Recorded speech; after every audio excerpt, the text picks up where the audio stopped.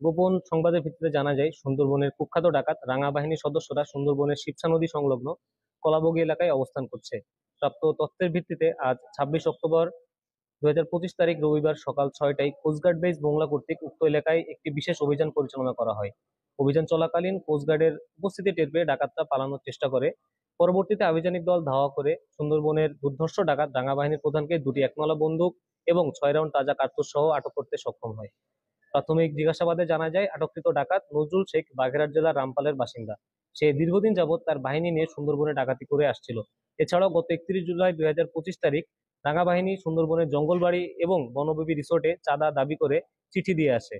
এরপর থেকেই উক্ত বাহিনীকে আটক করার অভিযানে নামে কোস্টগার্ড। উল্লেখ্য, গত 12 সেপ্টেম্বর 2025 তারিখ অস্ত্র ও গোলা বারুদ সহ রাঙা বাহিনীর 2 সদস্যকে আটক করা হয় এবং জিম্মি থাকা 4 জেলেকে উদ্ধার করা হয়। জব্দকৃত অস্ত্র, গোলা বারুদ এবং আটককৃত ডাকাতের পরবর্তী আইনানুগ ব্যবস্থা গ্রহণের কার্যক্রম প্রক্রিয়াধীন রয়েছে। সুন্দরবনকে দূষণমুক্ত রাখতে বাংলাদেশ কোস্টগার্ডের এই ধরনের অভিযান ভবিষ্যতেও অব্যাহত থাকবে।